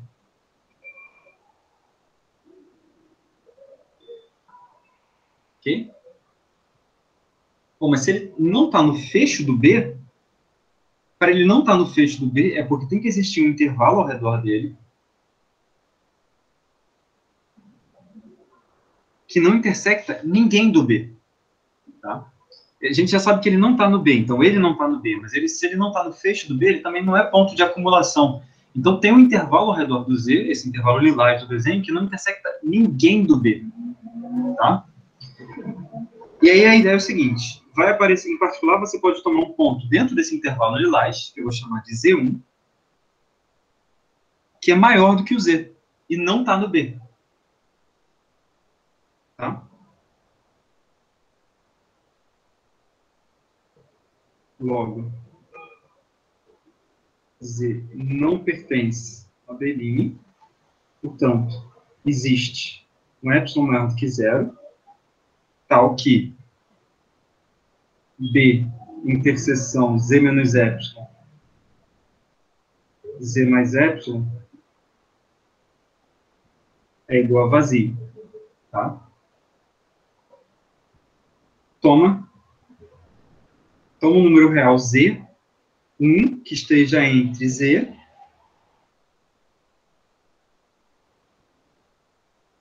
e Z mais epsilon. Tá? E é claro que eu posso supor que o Z mais epsilon é menor do que o Y. Tá? É só escolher o epsilon pequeno o suficiente para isso. Tá? Agora observa o seguinte.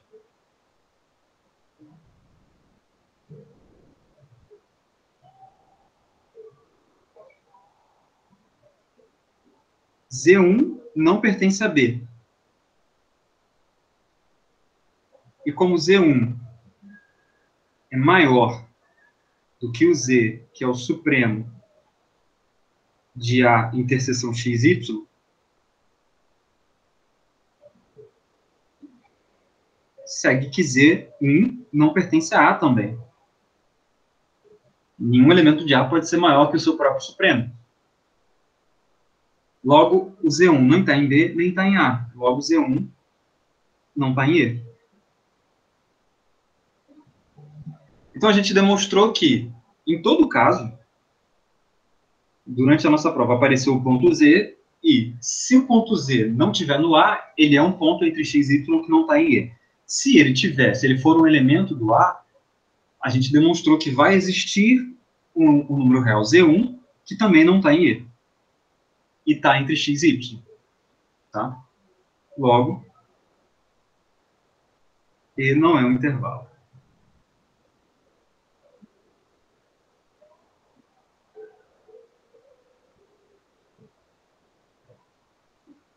O quê?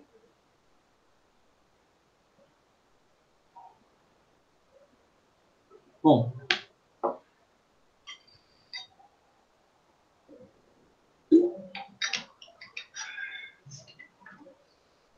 o que eu preparei para encerrar esse capítulo sobre topologia da reta é a gente estudar um exemplo que é o conjunto de Cantor. Tá? E esse exemplo ele vai responder talvez uma das perguntas que surgiram aqui na aula, que era em relação à ideia de que todo subconjunto da reta tem que ser um intervalo e que os únicos subconjuntos da reta são os intervalos e não tem nada mais interessante acontecendo. Então, a gente vai construir um conjunto que ele tem tudo menos de ser desinteressante. E a gente vai ver várias das propriedades dele. Bom, vocês estão vendo aí nesse desenho, que já está na tela, que você constrói uma sequência encaixada de subconjuntos compactos, tá? Formados por uniões finitas de intervalos fechados e limitados da reta. Tá? Então, para cada n, Kn é igual a união de L variando de 1 até 2 elevado a n, e Ln, tá? Onde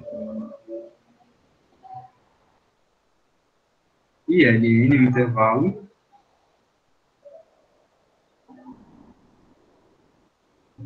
e o comprimento do intervalo Ln é igual a 3 elevado a menos n. E IN e interseção INJ igual a vazio. O processo de construção do conjunto de Cantor, ou seja, o processo de construção dos conjuntos Kns, ele é bastante simples. Primeiro você começa com K1 como sendo o intervalo 0,1. O K2 vai ser o intervalo 0,1 retirado o intervalo do meio do intervalo 0,1 que tem comprimento 1/3. Então, a gente vai retirar o intervalo entre 1/3 e 2/3. É o terço do meio do intervalo 0,1. É esse intervalo azul no desenho onde está o K2. Então, o K2 é a união do intervalo vermelho da esquerda com o intervalo vermelho da direita. Cada um desses intervalos vermelhos que constituem o K2 tem comprimento 1/3. O K3 ele é obtido do K2 retirando-se os terços do meio de cada um dos dois intervalos vermelhos que constituem o K2. Então, repara que eu enfiei um pedaço azul dentro dos intervalos que constituem o K2, e agora o K3 é a união de 4 intervalos compactos, cada um de comprimento 1 dividido por 9. Então, K3 é uma união disjunta de 4 intervalos de comprimento 1 dividido por 9. intervalos disjuntos, tá? Para formar o K4, você olha os intervalos que constituem o K3 e você retira o terço aberto do meio de cada um deles. Como cada intervalo, né? Repara que cada intervalo do K3 vai gerar 2 intervalos do K4. Então, se o K3 tinha 4, o K4 vai ter 8 intervalos. Como você tirou o terço do meio, né, o comprimento dos intervalos que vai sobrar vai ser dividido por 3. Então, cada intervalo que constitui o K4 vai ter comprimento 1 dividido por 27. Tá? Que é 1 sobre 3 elevado a quarta, a 3 elevado ao cubo, no caso, né? E ele vai ser a união de 8 intervalos dessa forma. Ok? De fato, para ser coerente com a minha notação aqui, eu deveria chamar de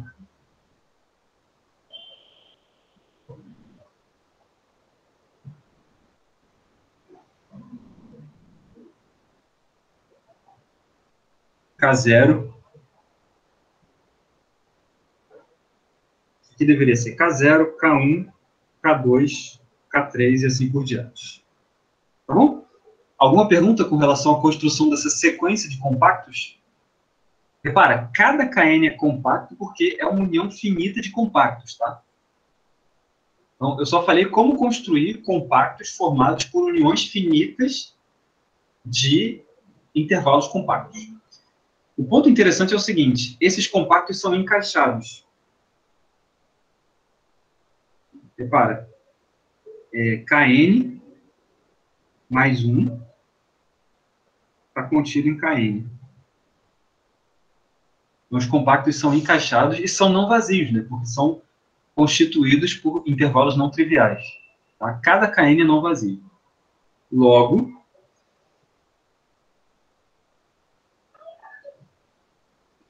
a gente pode dizer o seguinte, o conjunto K, dado pela interseção dos Kns,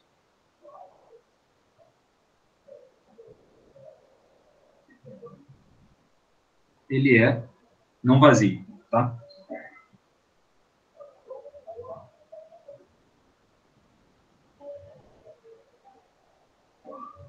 Ok?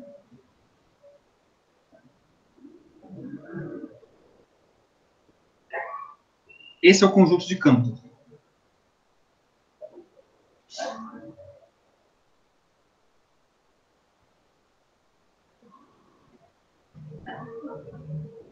Esse processo de construção do conjunto de Cantor é o que a gente chama de processo de construção fractal.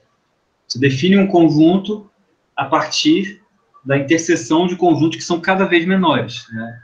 Os KNs, eles vão virando uma união de muitas poeirinhas assim, mas como eles formam uma sequência encaixada, decrescente, você sabe que essa poeirinha não pode desaparecer. Tá? Bom, a gente vai provar algumas coisas sobre o conjunto de Cantor. A primeira delas é a seguinte. O interior do conjunto de Cantor é vazio. O interior de um conjunto são aqueles pontos para os quais existe uma bola aberta ao redor deles, contida dentro do conjunto. Então, o interior justo do conjunto da reta são os pontos daquele conjunto tais que algum intervalinho aberto ao redor desse ponto está contido no K. Provar que o interior de um conjunto é vazio é a mesma coisa que provar que o conjunto não contém intervalos. Significa que qualquer intervalo ao redor de um ponto do conjunto tem pontos do complementar. E é isso que a gente vai provar. A gente vai provar que qualquer intervalo ao redor de um ponto do conjunto de Cantor tem pontos do complementar. Tá bom? Então, vamos fazer isso. Seja P pertencente a C.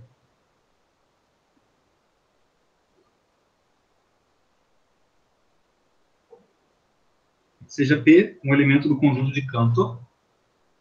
E toma J um intervalo pequeno ao redor do P.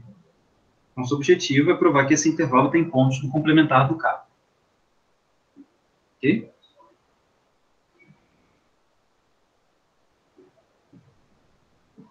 Toma N. Pelo lema que a gente provou hoje, né? Eu posso tomar o N maior que 0, tal que 3 elevado a menos N é menor do que epsilon dividido por 2. Ok?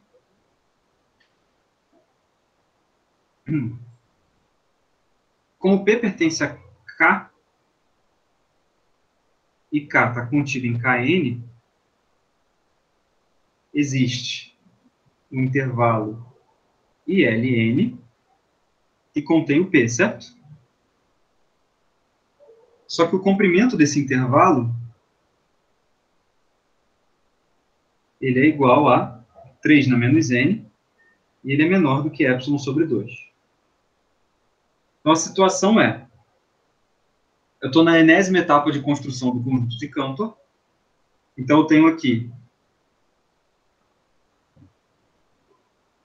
num lugar muito pequeno, esse intervalo, que é o ILN, né? O P pertence a esse intervalo, e eu tenho um mar azul aqui, para a esquerda e para a direita. Tudo que é azul é o complementar do conjunto de Cantor. Tá? A gente definiu ao redor do P esse intervalo verde, que é o intervalo de comprimento epsilon. Tá?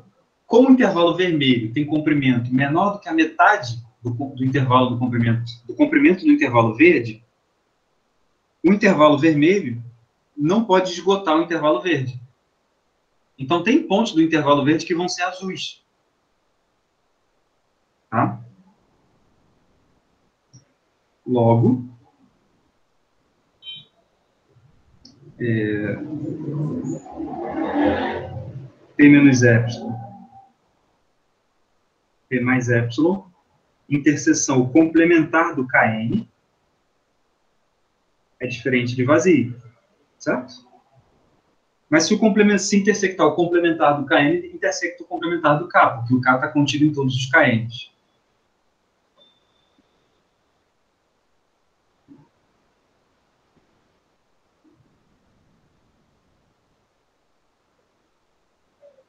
Logo, a gente provou que o conjunto de Cantor não pode ter intervalos.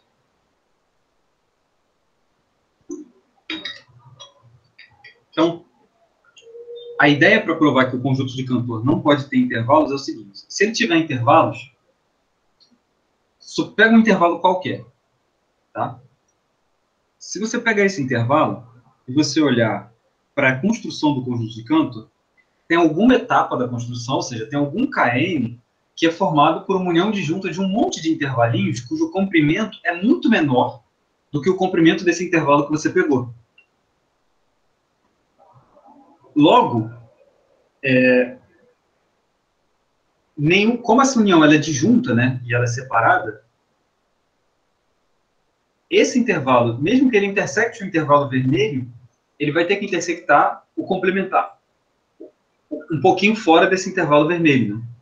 O intervalo vermelho ele é pequeno demais para ele engolir o intervalo pegado a priori. Tá?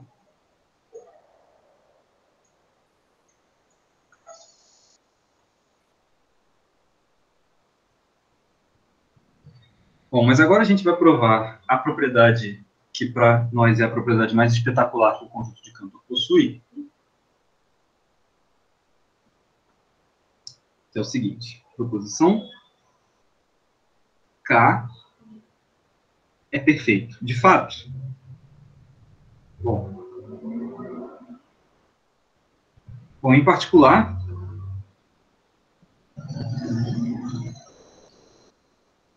K é não enumerável.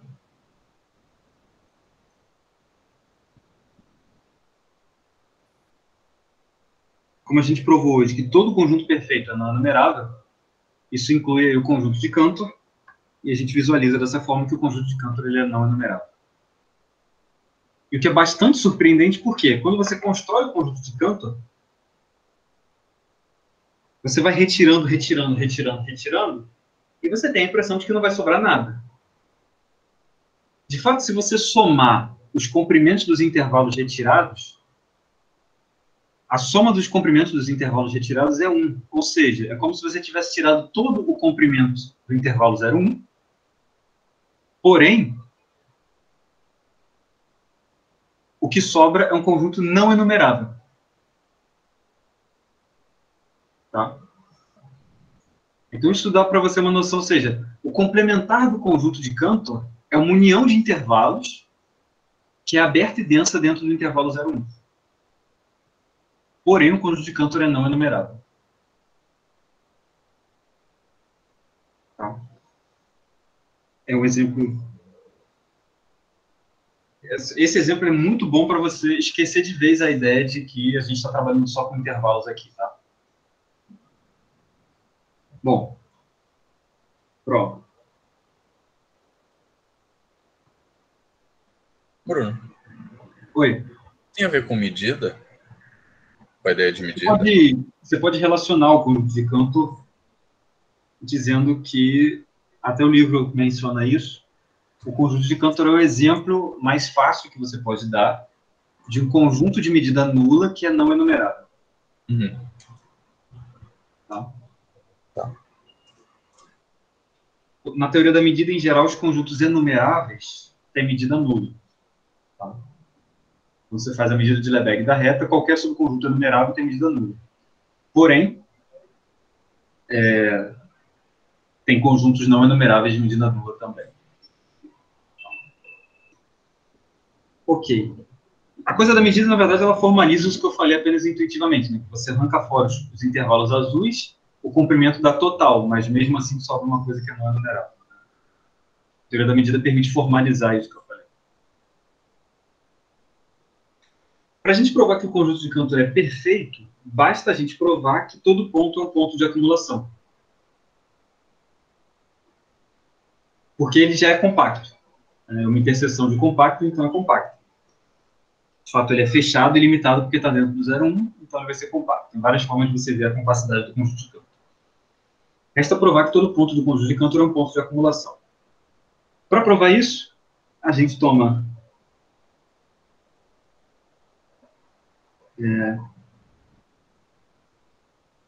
Então, toma um ponto arbitrário do conjunto de Cantor e epsilon maior do que zero.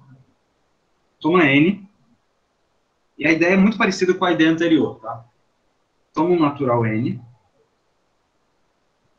tal que 3 elevado a menos n seja menor do que epsilon. Tá? Tem uma coisa no conjunto de Cantor que eu não mencionei, mas eu vou colocar aqui agora. Se você olhar esses intervalos vermelhos que constituem cada Kn, a fronteira deles sempre permanece no conjunto de Cantor.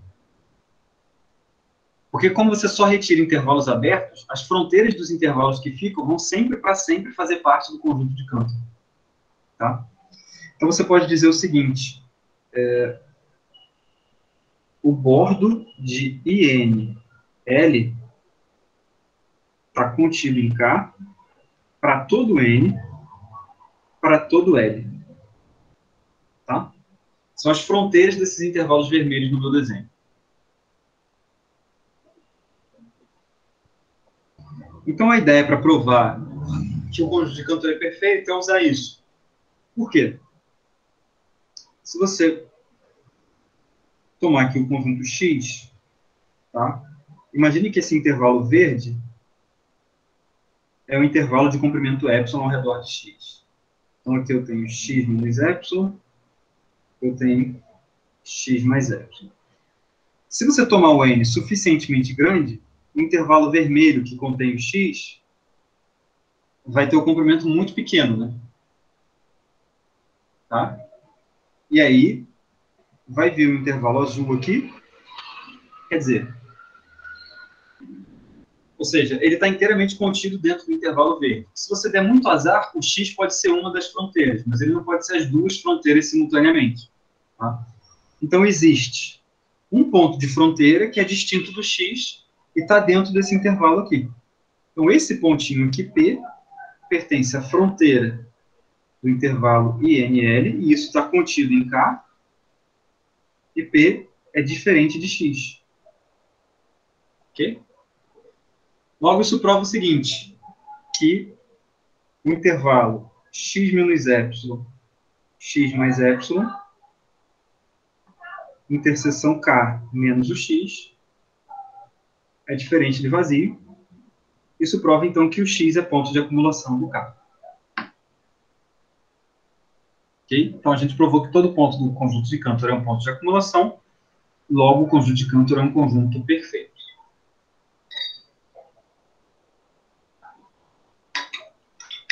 Então, a gente encerra o estudo da topologia da reta analisando um conjunto com a topologia complicada. Tá?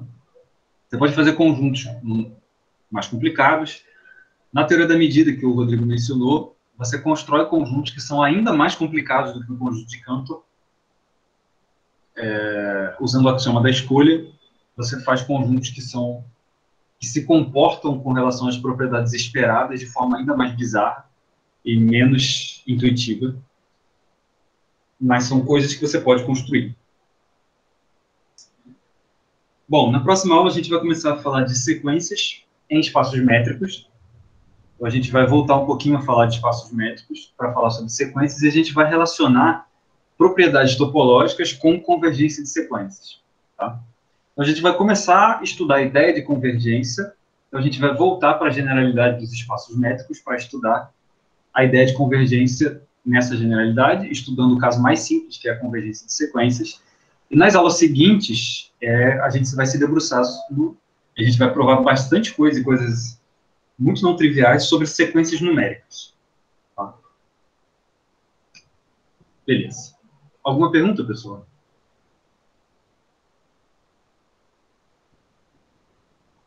Professor, você pretende cobrar algo relacionado a conjuntos de Cantor na avaliação? Não sei ainda, Guilherme. Boa pergunta. Uma sugestão amigável, não faça isso. Gente, não tenham medo do conjunto de Cantor. Estudem um conjunto de Cantor, tá? O conjunto de Cantor é seu amigo. Ele serve para muitas coisas, tá? O artigo de pesquisa mais recente que eu fiz, por exemplo, eu precisei usar o conjunto de Cantor.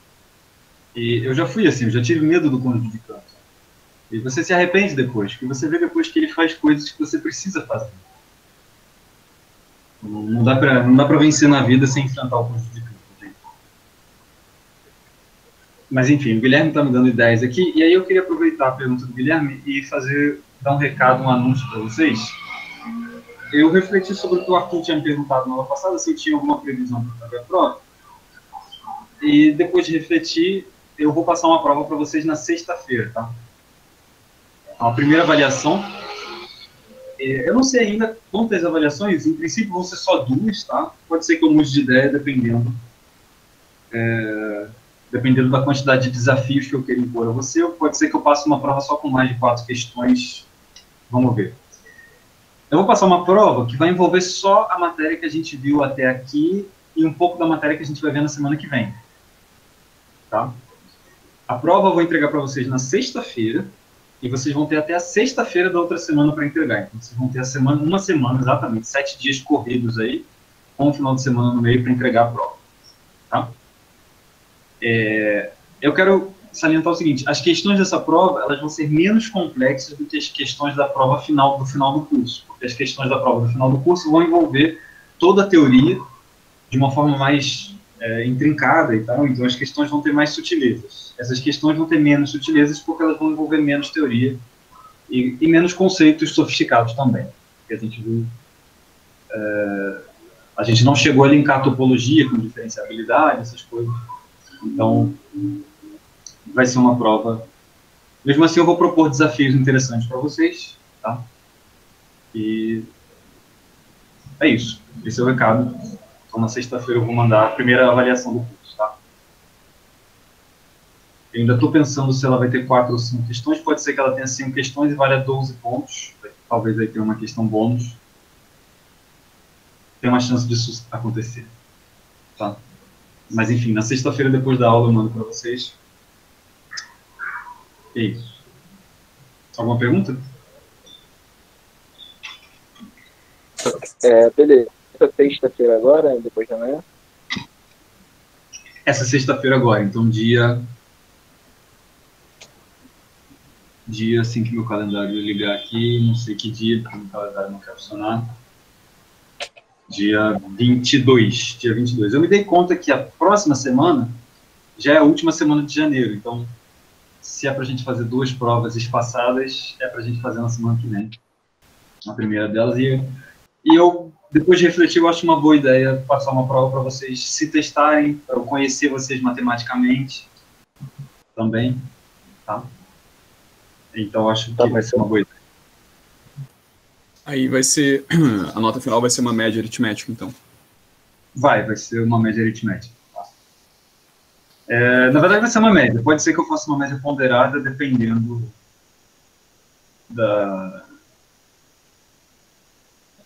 de como for. Tá? Certo. Beleza, professor. Obrigado. Então. Das avaliações depende muito de como vocês vão apresentar nas provas, de que questões eu vou colocar, enfim. Normalmente eu faço a média aritmética, raramente eu tenho motivos para fazer algo diferente disso.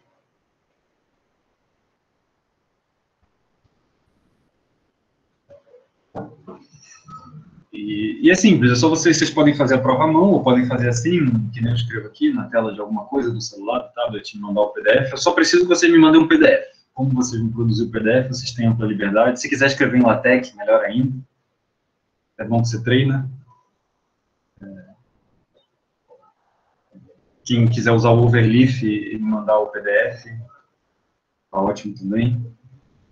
Enfim. Vou pausar a gravação aqui.